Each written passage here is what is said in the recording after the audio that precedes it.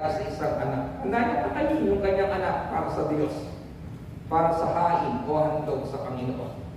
Pero si Abraham po ay sinansala ng Diyos. Ano ang sabi sa kanya? Abraham, huwag mong saktan ang bata. Naipakita mo na handa kang sumunod sa akin. At dahil sa pagsunod mo iyan, hindi na mamamatay ang iyong anak, pagpapalain ko pa ang kanyang salinda.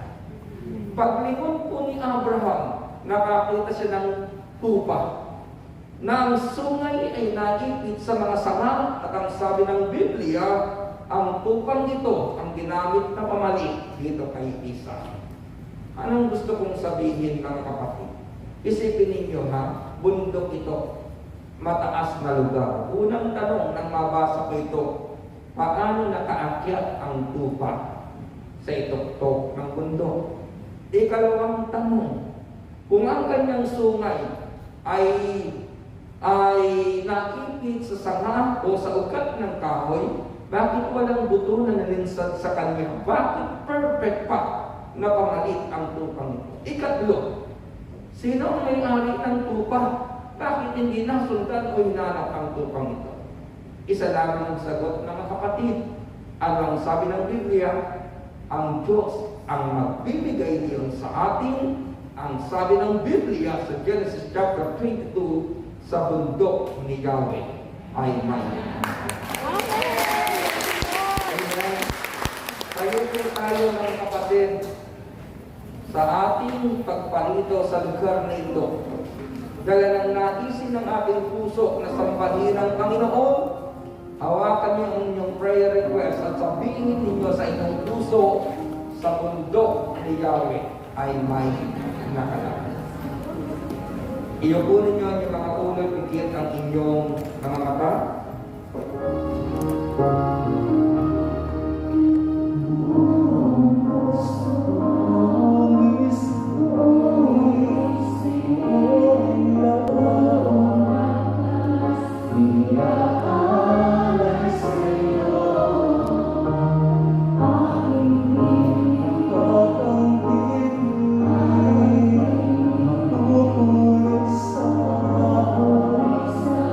Love me, love me.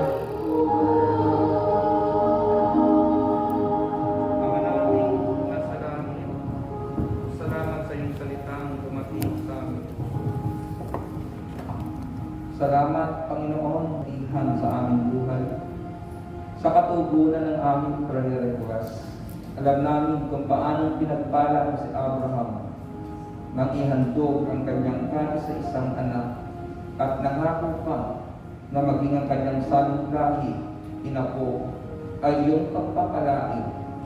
Inaangkin po namin ang blessing na yan ay dapat sa aming mga buhay, sa aming mga mahal sa buhay, sa aming salinglahi.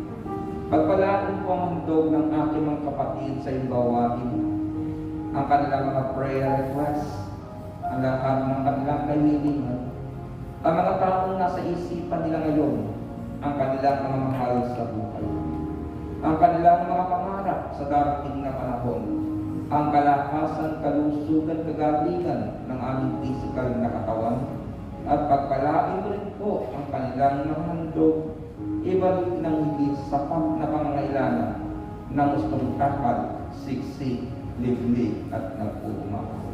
At inaangkin po namin sa oras na ito ang biyaya na ibinigay mo kay Abraham ay biyaya tatamsahin ng aming buhay, Ama, sa pangalan ni Jesus, sa ngalan ng Ama, ng Anak, ng Espiritu Santo.